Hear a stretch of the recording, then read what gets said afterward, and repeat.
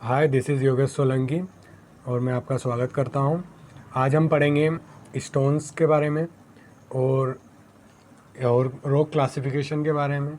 इसके अलावा इसमें हम जो भी इम्पोर्टेंट स्टोन है उनके बारे में देखेंगे। स्टोन की जो बेसिक प्रॉपर्टी होती है उनके बारे में देखेंगे। इस टॉपिक से मेनली जो क्वेश्चन आता है आपका वो रॉक क्लासिफिकेशन से पूछा जाता है कि पर्टिकुलर आपको स्टोन या रॉक दे दिया जाएगा और पूछ लिया जाएगा कि कौन सी रॉक को बिलोंग करता है। तो आपको बिल्कुल पता होना चाहिए। इसके अलावा यहाँ पे सब क्लासिफिकेशन भी पूछा जाता है जो कि काफ़ी ज़्यादा इम्पोर्टेंट है।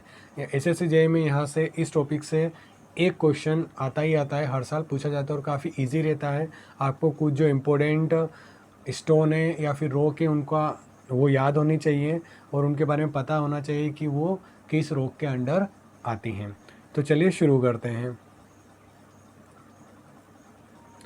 तो सबसे पहले बेसिक से शुरू करते हैं स्टोन से कि स्टोन क्या होता है। तो आपका जो स्टोन होता है derived from rocks which form the earth crust and have no definite shape or chemical composition but are mixture of two or more minerals. तो एक स्टोन क्या है, आपका रॉक का ही फॉर्म होता है। जो रॉक क्या होती है, जो एक या दो से अधिक मिनरल से मिलकर बनी हुई होती है। जो क्वालिटी होती है गुड स्टोन की वो दे रखी है। देखिए गुड जो नॉर्मल क्वालिटी होती है कि अच्छा अपीयरेंस होना चाहिए, ड्यूरेबल होना चाहिए, स्टेबल होना चाहिए। तो ये सारी तो सब में कॉमन प्रॉपर्टी होती है, जो भी जैसे बिल्डिंग मटेरियल है कि ये चीज़ें तो होनी चाहिए। इसके अलावा जो आपकी लिमिटिंग वैल्यू वाली प्रॉपर्टी है आपको वो याद रखना है, वो पूछी जाती है। तो यहाँ पर हम बात करें क्रशिंग स्ट्रेंथ की। तो क्रशिंग स्ट्रेंथ क्या होता है कि वो कितना लोड बियर कर सकता है। ठीक है, कंप्रेसिव स्ट्रेंथ या क्रशिंग स्ट्रेंथ दोनों एक ही होता है। तो यहाँ पर अच्छा क्वालिटी का स्टोन है उसकी 100 न्यूटन पर एम स्क्वायर या फिर हम केजी पर एम स्क्वायर में सेंटीमीटर स्क्वायर में बात करें तो 1000 होना चाहिए। जब भी आप न्यूटन पर एम स्क्वायर से केजी पर सेंटीमीटर स्क्वायर में चेंज करेंगे तो उसमें 10 का इंटू कर दीजिए तो आपका आंसर आ जाएगा। इसके अलावा जो स्पेसिफिक ग्रेविटी होती है पर्टिकुलर अच्छी क्वालिटी के स्टोन की वो होती है 2.7। ये आपको वैल्यू याद रखनी है, डायरेक्टली एग्जाम में पूछी जाती है। थर्ड है वाटर एब्जॉर्प्शन कितना होना चाहिए, 5 से 10% के बीच में वाटर एब्जॉर्प्शन होना चाहिए।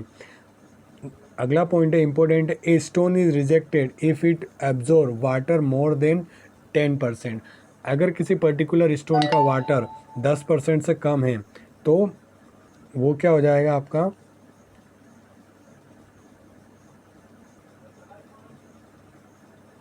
अगर किसी स्टोन का वाटर एब्जॉर्प्शन अगर 10% से ज़्यादा है तो वो रिजेक्ट हो जाएगा, वो आपके किसी काम का नहीं है। इसलिए जो एक्सेसिव मॉइस्चर नहीं होना चाहिए स्टोन में, इसलिए हम जब स्टोन यूज़ करते हैं तो उसके पहले उसकी क्या सीजनिंग की जाती है। नाउ अब बात करते हैं क्लासिफिकेशन ऑफ रॉक्स का। तो इसमें मेनली रॉक को हम 3 तरीके से क्लासीफाई कर सकते हैं, जियोलॉजिकल क्लासिफिकेशन, फिजिकल क्लासिफिकेशन और केमिकल क्लासिफिकेशन। जियोलॉजिकल क्लासिफिकेशन का मतलब है कि जो पर्टिकुलर रॉक है वो किस किस तरीके से बनी है, जो अलग अलग तरीके से रॉक बनी है उनको अलग अलग नाम दे दिए गए हैं।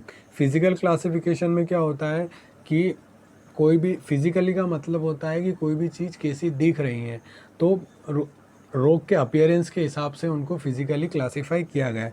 केमिकली क्लासिफिकेशन का मतलब होता है कि उसमें जो इंग्रेडिएंट है, मिनरल्स प्रेजेंट हैं, उनके हिसाब से उनको क्लासिफाई किया गया है।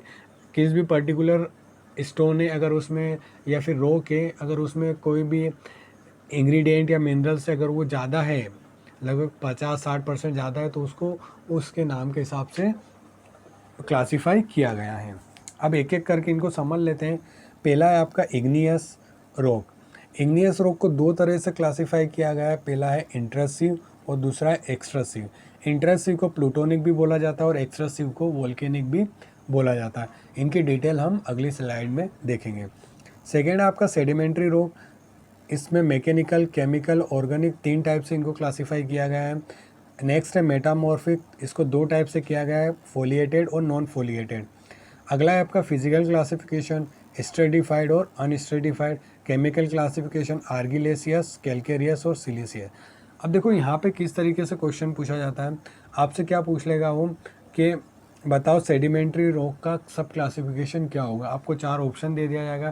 पहला दे देगा इंट्रसिव, एक्सट्रसिव, सेकंड दे देगा मैकेनिकल, केमिकल ऑर्गेनिक रोग, थर्ड दे देगा फोलिएटेड नॉन फोलिएटेड, नेक्स्ट दे देगा स्ट्रेटिफाइड अनस्ट्रेटिफाइड।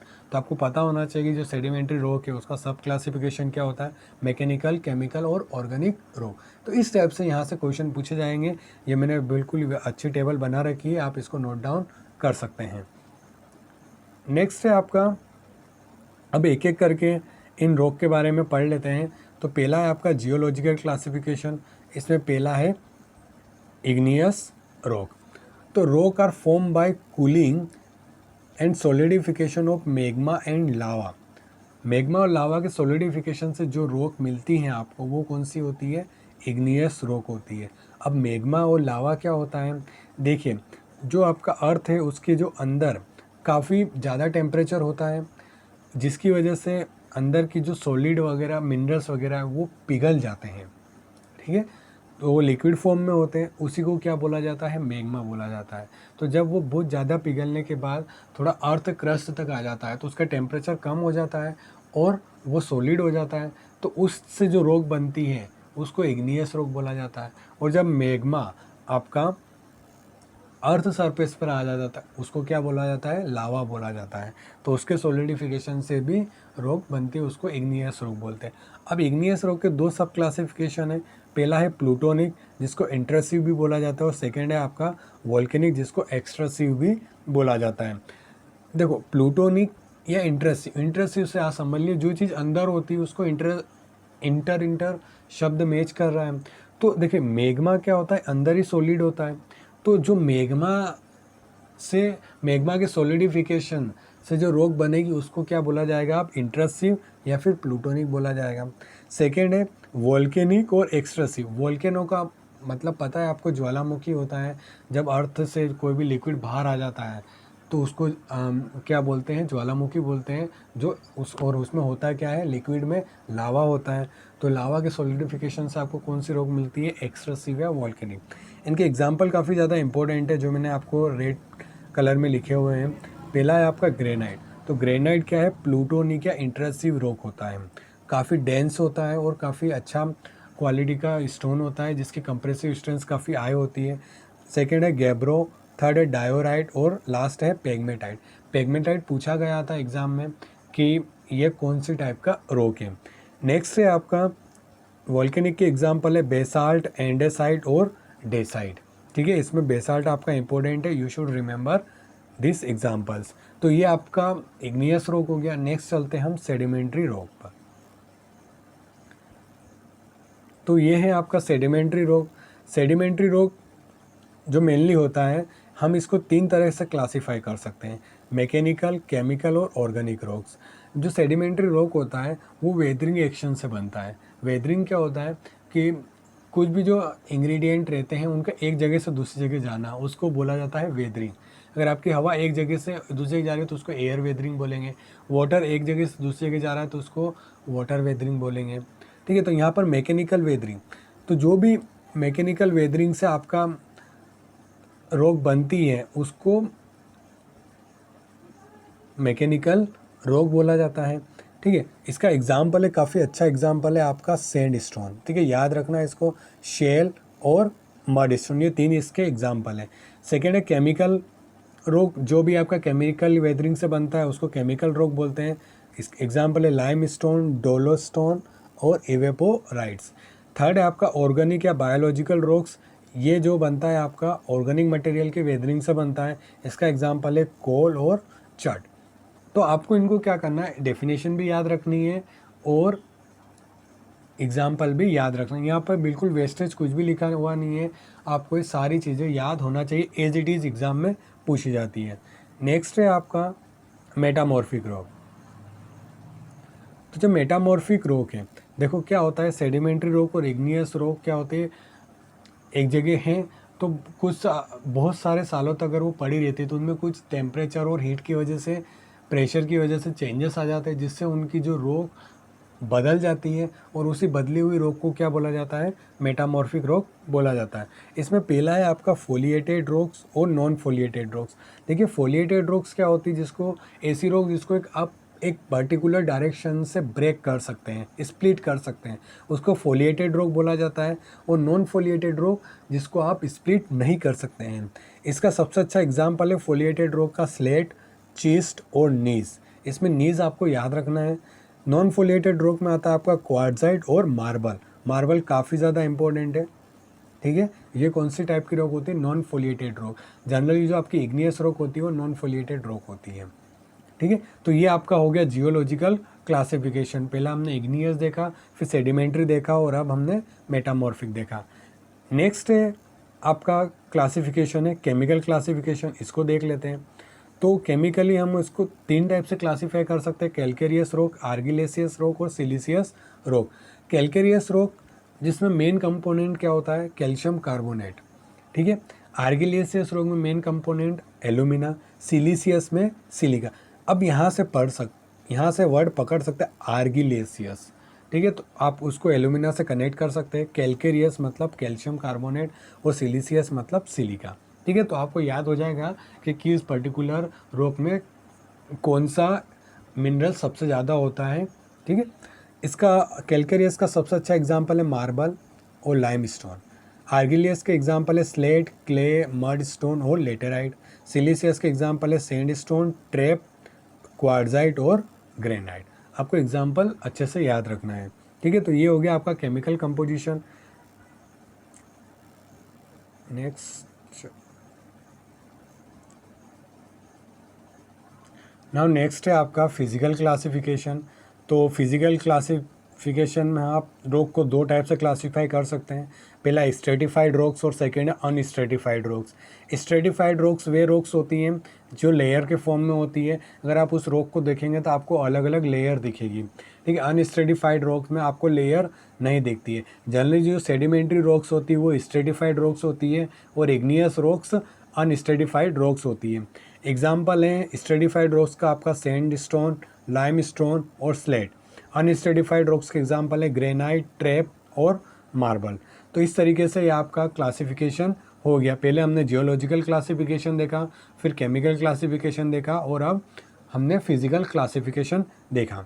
नाउ नेक्स्ट, अब देखो क्वेश्चन एक और तरीके से आता है। किस तरीके से आता है कि आपको पता है कि जो इग्नियस रॉक है और सेडिमेंट्री रॉक है वो हीट और प्रेशर में मेटामॉर्फिक रॉक में चेंज हो जाती हैं। तो कुछ जो बहुत ही इम्पोर्टेंट स्टोन है या फिर रॉक है उनका पूछा जाता है कि ये जो स्टोन या रॉक है ये मेटामॉर्फिज्म में किस रूप में चेंज होगी। जैसे कि आपका यहाँ पर इग्नियस है, इग्नियस नहीं ग्रेनाइट है, सॉरी ग्रेनाइट है। तो ये जो आपका इग्नियस रॉक है तो ये मेटामॉर्फिज्म क्या होगा, किस रूप में हो जाएगा? नीस के रूप में पहुँच जाएगा, ठीक है। सेकेंड आपका बेसाल्ट, इग्नियस रॉक है तो एक मेटामॉर्फिज्म के बाद क्या हो जाएगा? इस लेटेराइट में हो जाएगा। थर्ड है आपका लाइमस्टोन, सेडिमेंट्री रॉक है तो मार्बल में चेंज हो जाएगा। मड स्टोन सेडिमेंट्री रॉक है, स्लेट में चेंज हो जाएगा। सैंड स्टोन सेडिमेंट्री रॉक है तो क्वार्ट्जाइट में चेंज हो जाएगा। तो ये काफ़ी पाँचों काफ़ी ज़्यादा इंपॉर्टेंट है, आपको याद करना है। नेक्स्ट कुछ बिल्डिंग स्टोन के बारे में देख लेते हैं जो काफ़ी ज़्यादा इंपॉर्टेंट है आपका। जैसे पहला है ग्रेनाइट। ग्रेनाइट क्या होता है? कंपोज ऑफ क्वार्ट्ज, फेल्सपार और माइका। इन 3 चीज़ों से मिलकर बना होता है। 2 से 3 बार ये क्वेश्चन पूछा गया है तो आपको याद होना चाहिए। A fine grain granite offer high resistance to weathering. देखिए बुक काफ़ी ज़्यादा डेंस होता है ना, तो उस वजह से इसका जो कोहेजन होता है इसके पार्टिकल के भी काफ़ी हाई होगा, तो जो वेदरिंग एक्शन के लिए ये काफ़ी ज़्यादा रेजिस्टेंस प्रोवाइड करेगा। थर्ड है it is used for exterior facing of building. देखिए इसका अपीयरेंस बहुत अच्छा होता है और मजबूत भी होता है, इसलिए हम इसका एक्सटीरियर फेसिंग के लिए यूज़ कर सकते हैं इन बिल्डिंग। सेकेंड है आपका slate, composed of alumina mixed with sand और कार्बोनेट ऑफ लाइम। ठीक है, तो किससे मिलकर बना होता है? एल्यूमिना में जब आप सैंड या कार्बोनेट ऑफ लाइम मिक्स कर देते हैं तो आपको क्या मिल जाता है? स्लेट मिल जाता है। तो इट हैज़ ग्रे और dark blue colour use in cisterns. Cisterns क्या होता है? जो भी WC होता है वो कैसे बना हुआ रहता है? आपका सिस्टर्न से बना हुआ रहता है। नेक्स्ट है नीज। नीज बेसिकली किससे बना हुआ होता है? क्वार्ट्जाइट और फेल्सपार से मिलकर बना हुआ रहता है। और ये कहाँ पर यूज़ होता है, स्ट्रीट पेविंग में यूज़ होता है। क्यों यूज़ होता है, क्योंकि काफ़ी ज़्यादा मजबूत होता है, इसलिए इसका यूज़ कहाँ पे किया जाता है, स्ट्रीट पेविंग में। नेक्स्ट है sandstone, compose of quartz, lime and silica. इन 3 चीज़ों से मिलकर बना होता है। Usually available in white, grey, brown, pink colour, suitable for ashlar work, moulding and carving. Next है lime stone, use in blast furnaces और स्टोन मेसोनरी। ओके, तो ये इनके यूज़ है। यूज़ आपको याद रखना है, पूछा जाता है कि पर्टिकुलर स्टोन कौन से पर्टिकुलर वर्क में यूज़ किया जाता है। नेक्स्ट है आपका marble. Marble it is very hard and fine polish. देख काफ़ी चिकना पत्थर होता है और काफ़ी यूज़ किया जाता है बिल्डिंग में, क्योंकि देखने में अपीयरेंस इसका काफ़ी अच्छा होता है। Use for carving and decorating work. Next है कंकर, it is an impure lime stone containing 30% of alumina and silica. ठीक है, और काय के लिए यूज़ किया जाता है, फाउंडेशन ऑफ बिल्डिंग, बिल्डिंग के फाउंडेशन वगैरह बनाने के लिए आप कंकर का यूज़ कर सकते हैं। नेक्स्ट है quartzite, it is use for road metal and railway ballast. Railway ballast के लिए यूज़ किया जाता है, काफ़ी ज़्यादा मजबूत होता है, इसलिए हम इसका यूज़ रेलवे बेलास्ट में करते हैं। नेक्स्ट, अब कुछ इन्फो डेफिनेशंस हैं जो एज इट इज़ पूछी जाती है, तो आपको ये याद होना चाहिए। पहला है क्वेरिंग। देखिए क्वेरिंग क्या होता है, आपका अर्थ क्रस्ट पर रॉक अवेलेबल है, आपको उसको स्टोन बनाना है, तो पहले वहाँ से आपको रॉक को निकालना पड़ेगा, तो उसी को क्या बोला जाता है, क्वेरिंग बोला जाता है। सेकेंड है सीजनिंग। जब आप क्वेरिंग करते हैं तो हो सकता है कि उस रॉक वगैरह में या फिर स्टोन में मॉइस्चर रहे, तो उस मॉइस्चर को हटाने के लिए सीजनिंग प्रोवाइड की जाती है। नेक्स्ट है क्रशिंग। अब देखिए रॉक का साइज़ काफ़ी इरेगुलर होता है और काफ़ी बड़ा होता है, तो हमको हमारे पर्टिकुलर यूज़ करने के लिए हमको उसको क्रश करना पड़ता है, छोटे छोटे टुकड़ों में डिवाइड करना पड़ता है, तो उसको क्या बोला जाता है, क्रशिंग बोला जाता है। और लास्ट वन बचा है आपका ड्रेसिंग। उसको फिनिशिंग वगैरह अपीयरेंस देने के लिए या फिर उसके ऊपर कुछ डिज़ाइन वगैरह करने के लिए क्या की जाती है, ड्रेसिंग की जाती है। तो ये हो गया आपका पूरा स्टोन। इसमें हमने काफ़ी सारी चीज़ें देख चुके हैं, डेफिनेशन देख ली है, कुछ इंपॉर्टेंट स्टोन देख लिए हैं, इसके अलावा क्लासिफिकेशन देख लिया है। तो ये क्या है, पूरा आपका स्टोन हो गया है। इसके अलावा इस टॉपिक से कहीं से भी क्वेश्चन नहीं पूछे जाते हैं, जो भी क्वेश्चन पूछे जाते हैं इन्हीं से पूछे जाते हैं, एटलीस्ट आपकी जूनियर इंजीनियरिंग की लेवल की एग्ज़ाम में। ठीक है, so thank you for watching, this is the end of the video. Okay.